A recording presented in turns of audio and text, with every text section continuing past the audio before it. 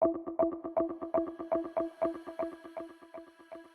dilaporkan akan membenarkan 7 pemain warisan Malaysia menentang Vietnam pada perlawanan kelayakan Piala Asia 2027 pada 31 Mac 2026.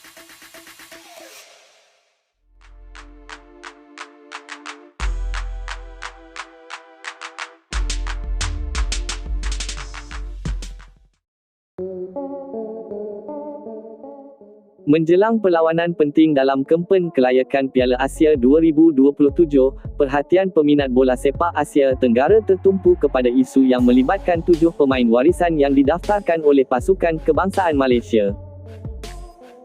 Perlawanan yang dijadualkan berlangsung pada 31 Mac 2026 Vietnam bukan sahaja penting dari segi kedudukan kumpulan, malah turut menjadi tumpuan kerana kontroversi berkaitan status kelayakan pemain-pemain tersebut.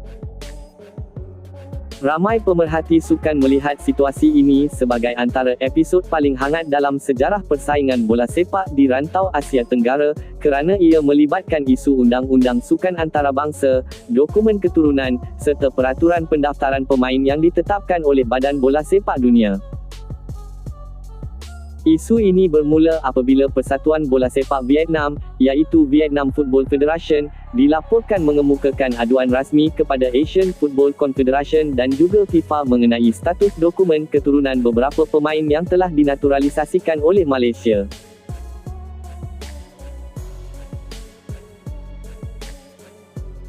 Aduan tersebut mendakwa bahawa bukti yang menunjukkan kaitan darah atau keturunan Malaysia bagi pemain-pemain berkenaan mungkin tidak memenuhi syarat sepenuhnya seperti yang digariskan dalam peraturan antarabangsa.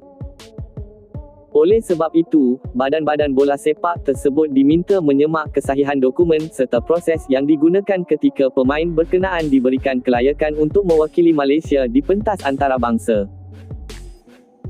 7 pemain yang menjadi tumpuan dalam isu ini ialah Joao Figueiredo, Rodrigo Holgado, Emmanuel Machuca, Facundo Garques, John Razabal, Gabriel Palmero, serta Hector Hebel. Kesemua pemain ini mempunyai latar belakang kelahiran di luar Malaysia namun didakwa mempunyai hubungan keturunan atau kelayakan tertentu yang membolehkan mereka dinaturalisasikan. Kehadiran mereka sebelum ini memberi impak besar kepada kekuatan skuad Harimau Malaya kerana mereka membawa pengalaman bermain di liga-liga luar negara yang lebih kompetitif.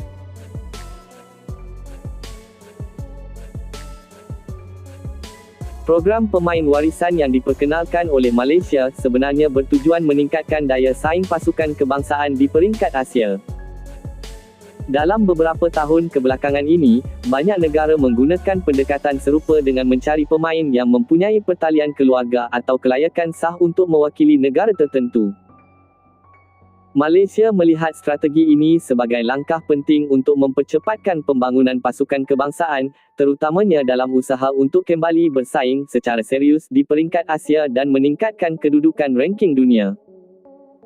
Namun begitu, langkah tersebut tidak terlepas daripada perhatian negara-negara pesaing di rantau ini.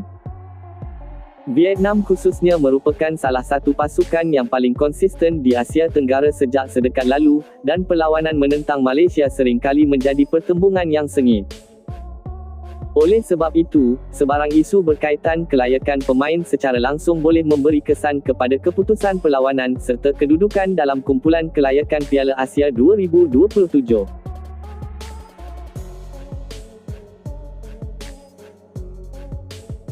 Selepas aduan dikemukakan, Badan Pentadbir Bola Sepak Dunia mula menjalankan proses penelitian terhadap dokumen yang berkaitan. FIFA mempunyai peraturan yang jelas mengenai kelayakan pemain mewakili sesebuah negara, termasuk syarat kelahiran, keturunan ibu bapa atau datuk nenek, serta tempoh menetap di negara tersebut. Dalam kes ini, penyiasatan bertujuan menentukan sama ada dokumen yang dikemukakan benar-benar mematuhi semua peraturan yang ditetapkan oleh organisasi tersebut. Sementara itu, Asian Football Confederation turut memantau perkembangan kes ini kerana ia melibatkan pertandingan rasmi di bawah kelolaannya. AFC perlu memastikan setiap pasukan yang bertanding mematuhi peraturan kelayakan pemain bagi mengekalkan integriti pertandingan. Sekiranya terdapat pelanggaran peraturan, hukuman yang boleh dikenakan termasuk pembatalan keputusan perlawanan, denda, atau sekatan terhadap pemain tertentu.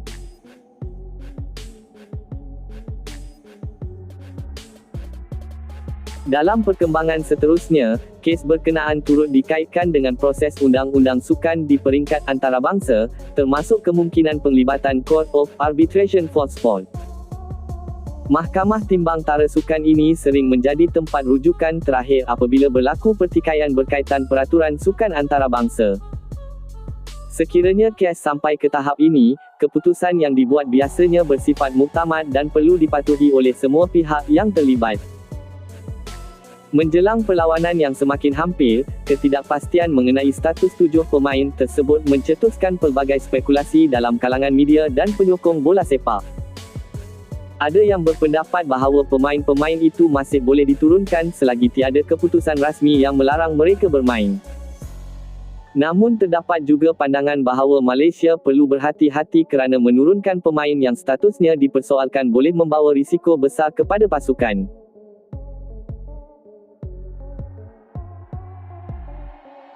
Bagi pasukan Malaysia sendiri, situasi ini menimbulkan cabaran dari segi perancangan taktikal dan pemilihan skuad.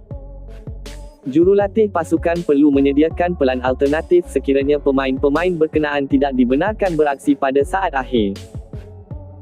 Hal ini termasuk memanggil pemain lain dari liga tempatan atau luar negara bagi memastikan pasukan masih mempunyai kekuatan mencukupi untuk menghadapi Vietnam. Dari sudut Vietnam pula, isu ini dilihat sebagai usaha untuk memastikan semua pasukan mematuhi peraturan yang sama dalam pertandingan antarabangsa. Pihak Vietnam Football Federation menegaskan bahawa aduan mereka dibuat demi menjaga keadilan dan ketelusan dalam bola sepak Asia. Mereka percaya bahawa setiap pemain yang mewakili negara perlu memenuhi syarat yang telah ditetapkan oleh Badan Pentadbir Sukan Dunia. Perlawanan antara Malaysia dan Vietnam sentiasa menjadi antara pertembungan paling dinanti-nantikan di Asia Tenggara.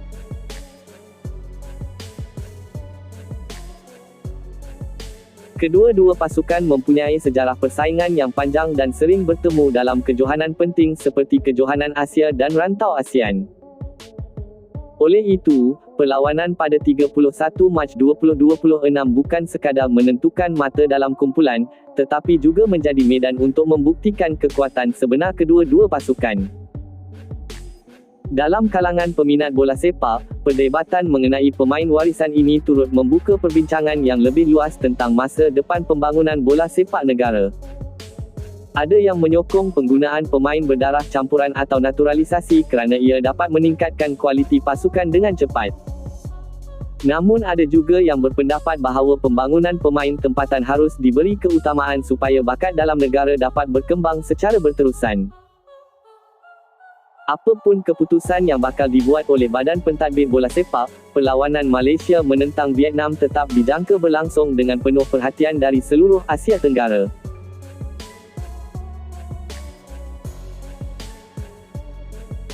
Media sukan, penyokong, dan penganalisis bola sepak akan mengikuti setiap perkembangan berkaitan status pemain dan kesannya terhadap keputusan perlawanan. Situasi ini sekali lagi menunjukkan betapa besarnya pengaruh peraturan dan pentadbiran sukan dalam menentukan perjalanan sesuatu kejohanan. Secara keseluruhannya, kontroversi mengenai 7 pemain warisan Malaysia menjelang kelayakan Piala Asia 2027 menggambarkan kompleksiti dunia bola sepak moden yang bukan sahaja melibatkan aksi di padang, tetapi juga isu perundangan, pentadbiran, dan identiti kebangsaan. Sama ada pemain-pemain tersebut akhirnya dibenarkan bermain atau tidak, peristiwa ini pasti akan menjadi salah satu bab penting dalam sejarah bola sepak Asia Tenggara dan akan terus dibincangkan oleh peminat sukan untuk tempoh yang lama.